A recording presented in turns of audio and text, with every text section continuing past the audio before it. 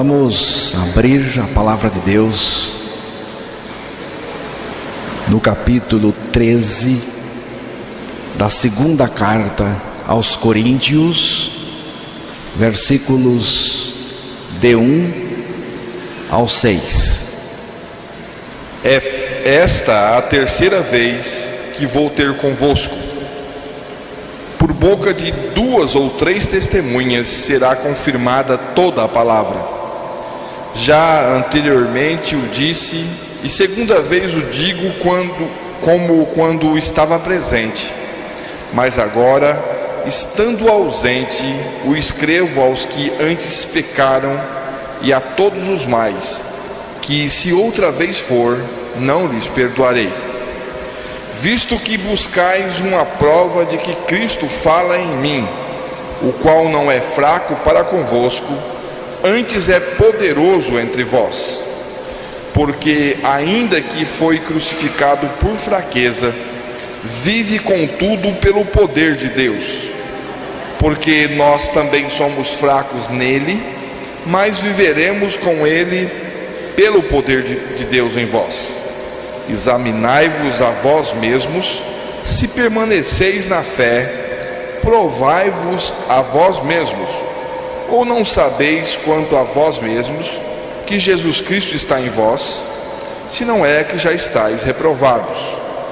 Mas espero que entendereis que nós não somos reprovados. Que Deus revele a sua palavra aos nossos corações nesta manhã. A igreja que estava em Corinto sofria o ataque daqueles que o apóstolo Paulo chamou de falsos apóstolos, obreiros fraudulentos, ministros de justiça transformados em apóstolos de Cristo, mas não tinham nada a ver com Cristo, tinham tudo a ver com Satanás. Portanto, eram ministros de Satanás, que também se transforma em anjo de luz, conforme registrado na segunda carta aos Coríntios, capítulo 11, versos 13 ao 15. O ensino desses falsos apóstolos, além de criar confusão no meio do povo, também deixava um espaço na vida do povo para o pecado. Esse outro evangelho, assim chamado pelo apóstolo Paulo, permitia uma relação pecaminosa, promíscua, impura, infiel, traidora, imunda, espiritualmente falando. Então Paulo, na segunda carta aos Coríntios, capítulo 13, começa dizendo: esta é a terceira vez que vou ter convosco, por boca de 2 ou 3 testemunhas. Toda questão será decidida. Já o disse anteriormente e torno a dizer, como fiz quando estive presente pela segunda vez. Mas agora, estando ausente, o digo aos que outrora pecaram e a todos os mais que, se outra vez for, não os pouparei. Paulo confronta a igreja e mais especificamente a turma que estava dando guarida ao ensino falso e consequentemente vivendo na prática do pecado. Digo aos que outrora pecaram, e a todos os mais que, se outra vez for, não os pouparei. Dá para perceber que tinha gente vivendo no pecado e achando normal. Não só vivendo na prática do pecado, mas também se recusando a ser livre do pecado. Tinha gente assim. 2 Coríntios capítulo 12, verso 20 a 21. Porque receio que quando chegar não vos ache como eu quereria, e eu seja achado de vós como não quereríeis, que de alguma maneira haja pendências, invejas, iras, porfias, detrações, mexericos, orgulhos, tumultos, que quando for outra vez, o meu Deus me humilhe para convosco e chore por muitos daqueles que dantes pecaram e não se arrependeram da imundícia e fornicação e desonestidade que cometeram. O apóstolo Paulo se refere a esse pessoal da seguinte maneira: e não se arrependeram da imundícia que cometeram, do pecado que cometeram. E tinham também aqueles que aprovavam essa atitude pecaminosa no meio do povo, no meio da igreja. Primeira carta aos Coríntios, capítulo 5, verso 2 e também o verso 6.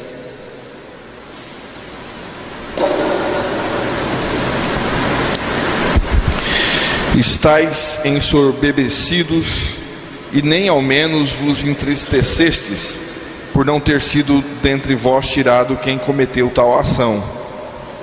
Não é boa a vossa jactância. Não sabeis que um pouco de fermento faz levedar a toda a massa? E contudo, andais vós ensoberbecidos, e não chegastes a lamentar. Lamentar o quê? Lamentar o pecado praticado no meio da igreja, no meio do povo. Um coração ensoberbecido tende a relativizar a ética de Deus. É assim que estão fazendo no meio chamado cristão hoje. É assim que estão fazendo hoje, tanto no mundo como também nas igrejas, relativizando a santidade de Deus, a ética de Deus. Não se tem mais nem vergonha na cara, porque antigamente, quando se praticava um pecado, se tinha vergonha, pelo menos. Mas agora não tem mais. Nem vermelho fica, nem cora mais. Tornaram o pecado permissível. Transformaram a graça de Deus em uma espécie de alvará para pecar. Não, a gente peca porque somos assim mesmo. Depois Deus perdoa, Deus entende. Então escute, Deus não vai entender a sua vida pecaminosa de jeito nenhum. Deus não vai entender o pecado de jeito nenhum na vida de ninguém, principalmente na vida dos seus. Não está tudo bem. De jeito nenhum. Somos pecadores. E como pecadores, não tem jeito de escapar do pecado. Sempre vamos dar as nossas escapadas no pecado. Irmãos, isso é ensinamento no meio dos chamados cristãos. Se ensina isso, se diz isso. Aos poucos foram perdendo a capacidade de se lamentar. A igreja pós-moderna perdeu a capacidade de se lamentar por causa do pecado. Não se lamenta mais. Está achando normal. A ética cristã pós-moderna é frouxa. Paulo reprova-os dizendo: não é boa a vossa jactância. A que se refere essa jactância? É essa posição de não crer que Jesus pode libertar e libertar totalmente do pecado que está dentro de nós. Jactância, soberba. Eu não creio que Jesus é poderoso, é capaz de me libertar totalmente do meu pecado, do pecado que está dentro de mim. É essa posição de achar que não é possível ser totalmente liberto do pecado aqui e agora. Peco mesmo, porque sou pecador. Vou continuar pecando até o fim. E no final de tudo, Deus me perdoará. Deus vai me entender. Então, eu vou ser liberto. Acreditar nisso não é coisa boa. Pelo contrário, o apóstolo Paulo disse que é jactância. O pessoal da jactância não apenas tolera o pecado, como também fica vaidoso por causa do pecado. Não se tem mais vergonha por um pecado que se comete. Agora a pessoa fica vaidosa, comete o pecado, ao invés de se lamentar, ao invés de chorar, fica vaidoso. O sujeito fica vaidoso, a pessoa fica vaidosa.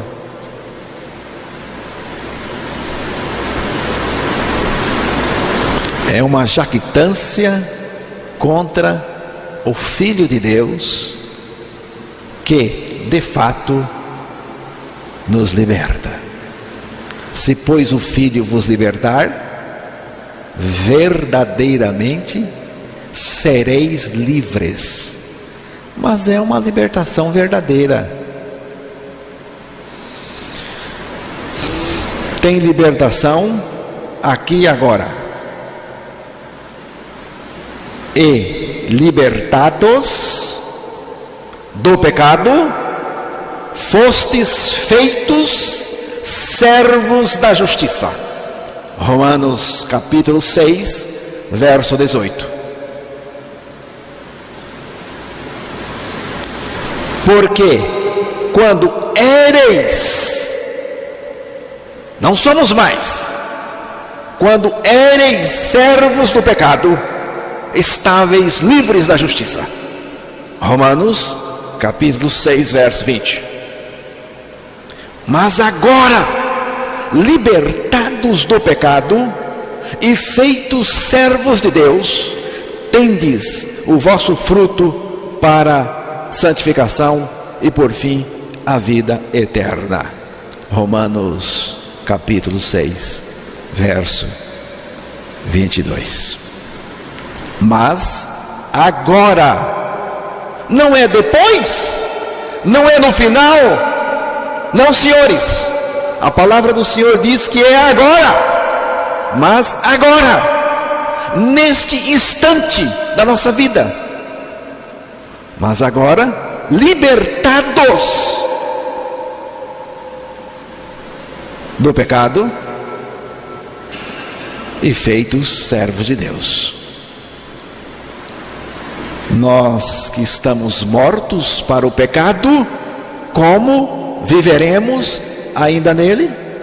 É a pergunta da palavra de Deus, é a pergunta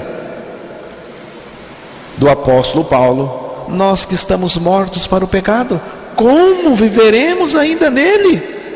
Não dá, irmãos, não dá para viver no pecado depois que morremos com Cristo na cruz. Ele nos fez morrer no corpo dele naquela cruz, justamente para nos libertar do pecado. E se estamos mortos, estamos já também libertos do pecado. Vós considerai-vos, olha o que diz a palavra: considerai-vos mortos para o pecado, mas vivos para Deus em Cristo Jesus nosso Senhor. Não está dizendo para você lutar contra o pecado, não está dizendo para você evitar o pecado, está dizendo para você considerar-se morto no corpo de Cristo, porque Ele nos crucificou com Ele naquela cruz. Não só para considerar morto com Cristo, mas também vivo, porque com Cristo Deus nos ressuscitou em vida nova, e a vida nova é Cristo em nós, é Ele vivendo em nós. Pois que pecaremos, porque não estamos debaixo da lei, mas debaixo da graça? De modo nenhum. Romanos capítulo 6, verso 15. De modo nenhum. Se você, meu irmão e minha irmã, não pode responder para o pecado de modo nenhum, de jeito nenhum, então você não é liberto, você não foi liberto, você não é de Deus. Pode ser crente de muitos anos, mas de Deus você não é, do reino de Deus você não é, não pertence. É uma libertação tão categórica que não se admite controvérsias acerca do que foi dito e feito por Cristo e dito por Ele também. Há uma vitória cabal sobre o pecado e uma vida de santidade. A operação maravilhosa da nossa morte e ressurreição em Cristo levou-nos a uma libertação real do pecado. Se alguém deseja vitória sobre os seus pecados, receba a bênção de sua morte com Cristo. O pecado é um fermento na massa. O pecado é como fermento na massa. O pecado é como fermento na massa. Se não for removido, contamina toda a massa. Quando o assunto é pecado, veja o que disse o apóstolo Paulo: não os pouparei, não os pouparei. 2 Coríntios capítulo 13, verso 2. O verbo poupar, nesta frase, tem o sentido de que Paulo não pretende inocentar pecadores. Não se refere a toda a congregação, mas aos rebeldes. Os falsos apóstolos e obreiros fraudulentos faziam vista grossa ao pecado, mas Paulo não. O pecado não é brincadeira, com o pecado não se brinca, não ameniza pecado. Deus não inocenta o pecador, Deus executa o pecador. E Ele executou o pecador em Cristo na cruz. Irmãos e irmãs, só há 2 lugares para o pecador: a cruz do Calvário e no lago de fogo. Na cruz do Calvário é onde somos libertos, porque Deus colocou todos os pecadores em Cristo na cruz. Com Cristo morremos e ficamos libertos. Fomos libertos, estamos libertos do pecado. Se você rejeitar, então lhe resta o outro lugar, o lago de fogo. Quem passou pela cruz com Cristo não entra no lago de fogo. Não crer a nossa morte com Cristo na cruz é carimbar a passagem para o lago de fogo. Não se dá trela ao pecado, não se põe panos quentes, nem pode ser tolerado. O pecado tem que ser cortado pela raiz, e a cruz corta o nosso pecado pela raiz. Deus providenciou livramento em Cristo na cruz para o nosso pecado. Vivendo no pecado neste mundo, você não terá um bom destino no outro mundo. Ou você é liberto da sua vida pecadora agora, ou Deus se livrará de você para sempre.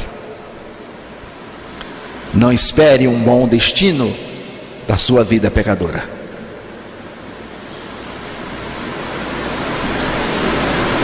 Creia na palavra de Deus, que afirma a sua morte e ressurreição em Cristo, e terá o Filho de Deus vivendo no seu interior. Mas, se não crer, tragicamente, não restará nenhuma esperança. Um ponto falso na religião é orar para ser liberto do pecado. Mas não é orando que somos libertos do pecado.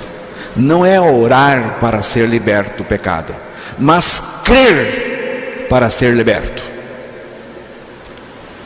Outros acreditam no ditado religioso: quem canta, seus males espanta. Mas não é cantando que vamos ser livres do pecado, irmãos, mas morrendo em Cristo para o pecado. Não é o louvor que liberta, mas Cristo que liberta.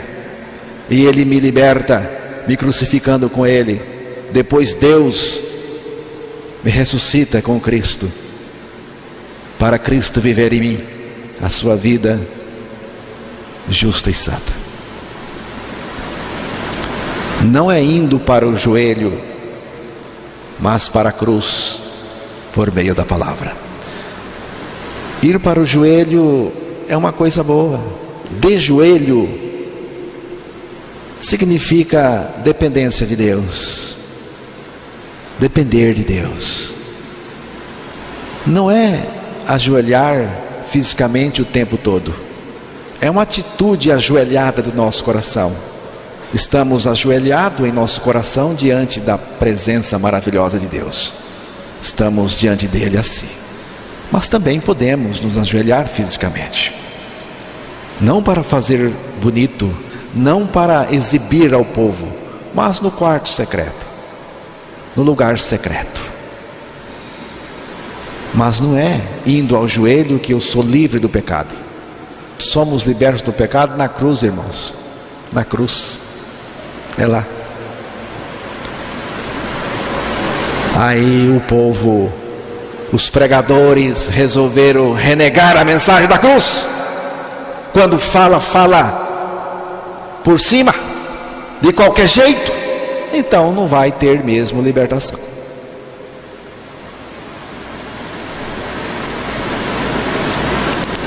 Em vez desses crentes rebeldes se arrependerem dos seus pecados, eles procuravam provas para qualificar ou desqualificar o apóstolo Paulo.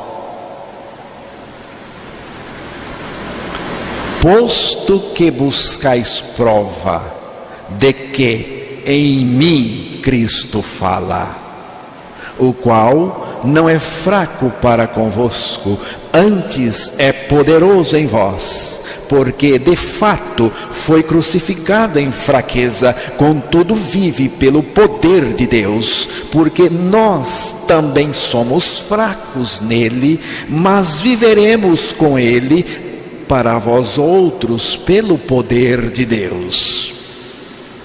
Segunda carta aos Coríntios 13, verso 13 e 4. Induzidos pelos falsos apóstolos, alguns crentes que teimavam em viver na prática do pecado, buscavam provas contra Paulo, argumentando que Cristo não estava nele, que Cristo não falava em Paulo. Cristo não vive em você, Paulo. E o que você fala não é Cristo falando. Vocês querem prova de que Cristo está em mim? Vocês querem prova de que é Cristo que fala em mim e por mim? Pois bem, saibam que Ele não é fraco para com vocês, e sim forte dentro de vocês. De vocês que creem, é lógico. Se Cristo está em você, então você não terá dúvida nenhuma de que Ele está em mim e fala em mim. O verdadeiro Cristo reconhece o Cristo falso. Se Cristo está em mim, se o mesmo Cristo que está em mim é o Cristo que está em você, então você não terá dúvida nenhuma de reconhecer o Cristo que está em mim. Entendeu? Você entendeu? Se Cristo está em você, meu irmão, o Cristo verdadeiro está em você, você não vai ter nenhuma dúvida. Você não vai ter nenhuma dúvida de reconhecer o Cristo que está em mim. Porque o que está em mim é o mesmo que está em você.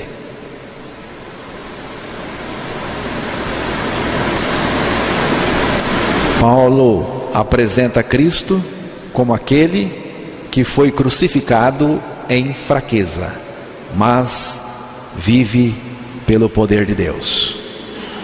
É uma referência à sua morte e ressurreição. E Paulo se coloca dentro desse modelo de Cristo, fraco nele, isto é, morto em Cristo. Fraqueza maior do que um morto não existe. O grau máximo da fraqueza é em um morto. Mas vivendo pelo mesmo poder da ressurreição. Nós também somos fracos nele, mortos nele, mas viveremos com ele, nos ressuscitou juntamente com ele, pelo poder de Deus. Poder mostrado na ressurreição do Senhor. E nossa ressurreição com o Senhor. E Paulo acrescenta algo: viveremos com ele para vós outros, pelo poder de Deus. Viveremos com ele. Viver com Cristo significa estar ressuscitado com Cristo e ele em mim vivendo a sua vida. Viveremos com ele para vós outros pelo poder de Deus.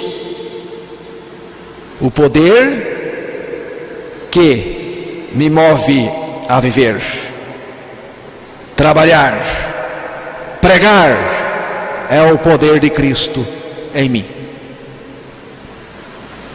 Paulo inverte a situação para cima do pessoal que queria uma prova que Cristo falava nele. Versículos 5 e 6 da segunda carta aos Coríntios, capítulo 13. Examinai-vos a vós mesmos, se permaneceis na fé. Provai-vos a vós mesmos, ou não sabeis quanto a vós mesmos que Jesus Cristo está em vós, se não é que já estáis reprovados. Mas espero que entendereis que nós não somos reprovados. Examinai-vos a vós mesmos, se realmente estáis na fé. Provai-vos a vós mesmos, ou não reconheceis que Jesus Cristo está em vós, se não é que já estáis reprovados. Mas espero que reconheçais que não somos reprovados. Paulo diz para eles que, em vez de o examinarem, eles deveriam examinar a si mesmos. Não é para você ficar examinando o outro irmão, não. Não é para você ficar com seus olhos na vida dos outros, não. Procurando. É para voltar o binóculo, é para voltar a visão para você mesmo, a visão da palavra para você mesmo.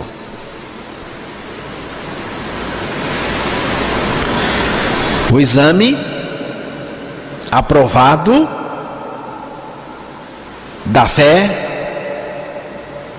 é aquele que reconhece que Cristo está em nós.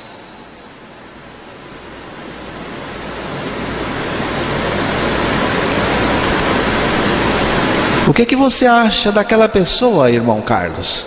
O quê? Aquela pessoa que está ela é tão virtuosa, ela faz tanto no meio do povo, ela é prestativa, ela ora, ela corre para lá, para cá, ela é prestativa. Você acha que ela é nascida de novo? Baseado nisso? Não. Agora, se Cristo está nela, então ela é nascida de novo. A prova é esta, irmão. Não são obras, não. Não são obras, não. A prova é Cristo em você. Cristo está em você. Porque você pode fazer tantas obras e não ter Cristo em você, e ir para o inferno com obras e tudo.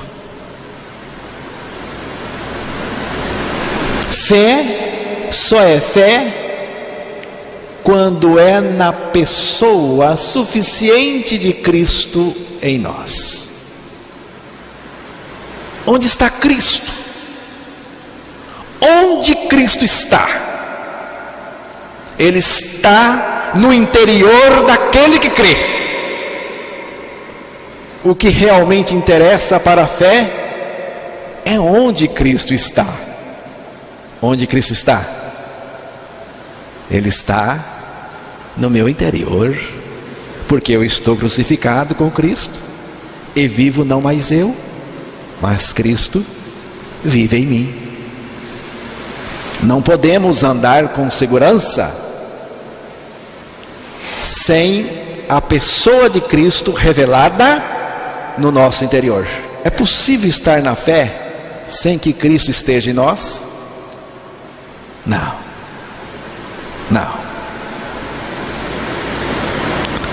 Para que Cristo esteja em nós, precisamos primeiro estar nele. Para que Cristo esteja em nós, precisamos primeiro estar nele.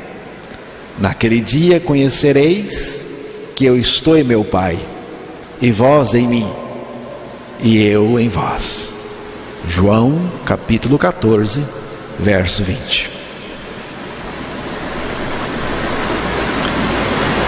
Vós em mim é na cruz. Ele em nós é na ressurreição.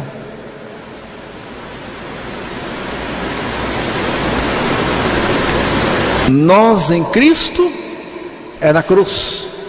Cristo em nós é a partir da ressurreição. Cristo me colocou nele na cruz, nele fiquei, com ele morri para o pecado.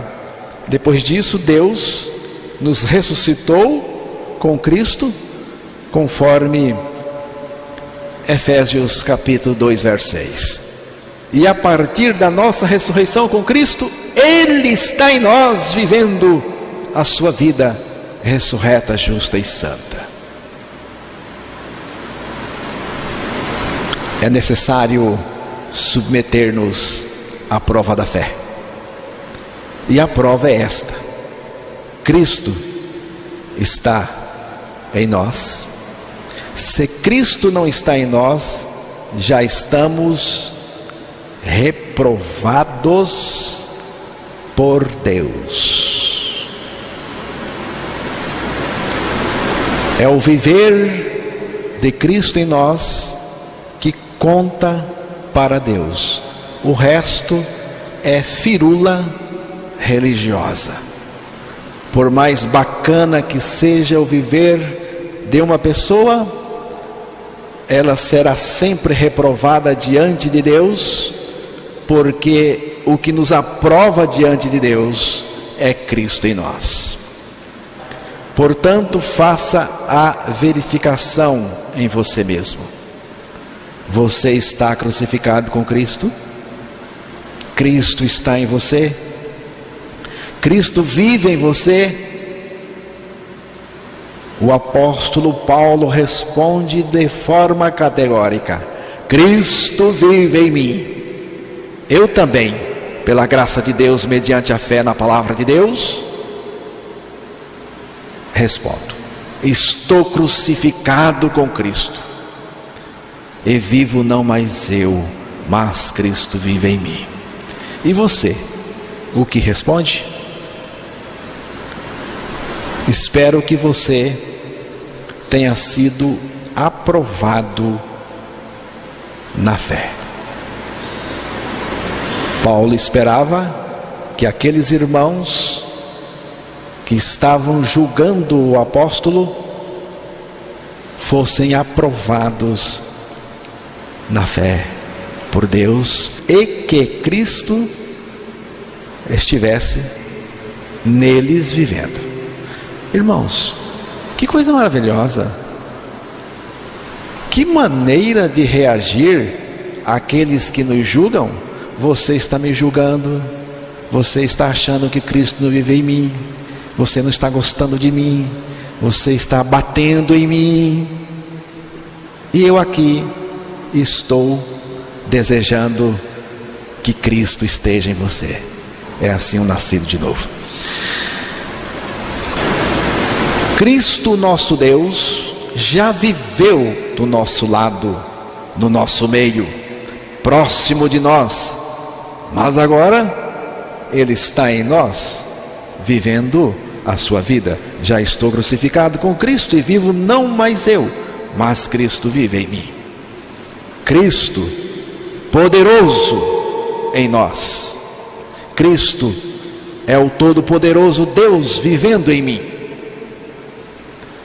Quando cremos a nossa crucificação com Cristo, perdemos a nossa vida pecadora e Cristo, Todo-Poderoso, passa a viver no nosso interior. Esse estou crucificado com Cristo é a experiência necessária para poder experimentar o viver de Cristo em mim. Quando nós nos consideramos crucificados com Cristo e mortos para o pecado, experimentamos algo grandioso e maravilhoso.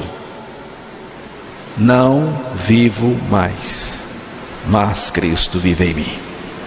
Na cruz terminou a minha vida pecadora e encerrou o meu viver egoísta. Agora Cristo vive em mim. Cristo não só vive em mim, mas também cuida de mim e toma conta de tudo. Irmãos, Jesus não só vive em nós.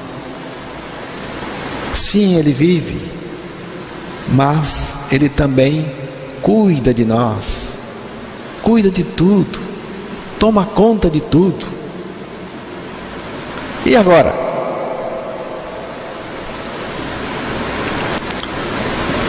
Na morte com Cristo, eu saio de cena e Cristo entra em mim para viver a sua vida e tomar conta de tudo.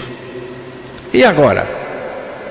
Agora eu descanso na suficiência de Cristo. Quando você se apoiar na onipotência da pessoa de Cristo em seu interior, o seu coração encontrará o descanso que tanto necessita. Que coisa boa! Quando você se apoiar na onipotência da pessoa de Cristo em seu interior, o seu coração encontrará o descanso que tanto necessita. Deus não deu o melhor que Ele tinha para nós. Ele deu a si mesmo por nós. E Ele mesmo se tornou tudo em nós. Deus se deu Ele mesmo por nós. Deus não deu o melhor que tinha para nós. Ele deu a si mesmo por nós. E Ele mesmo tornou o tudo em nós. Cristo dentro de mim, sendo o meu tudo e fazendo tudo por mim. Você acha pouco? Não, eu preciso de umas experiências mais elevadas. Pois é, então corra atrás das experiências mais elevadas, porque não existe experiência mais elevada do que esta. Já estou crucificado com Cristo e vivo não mais eu, mas Cristo vive em mim. Irmão, pense, o Deus Todo-Poderoso, Todo-Suficiente, o Deus Altíssimo, vivendo em você, tomando conta de tudo. Uau! Você quer mais? Tem mais. Tem mais. Mais dele. Porque ele é Deus e nós crescemos nele.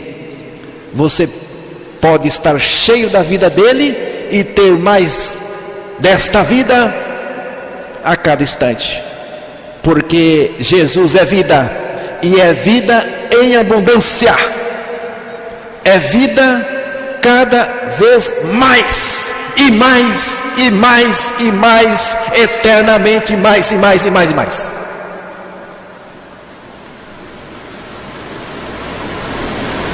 Dá para crer?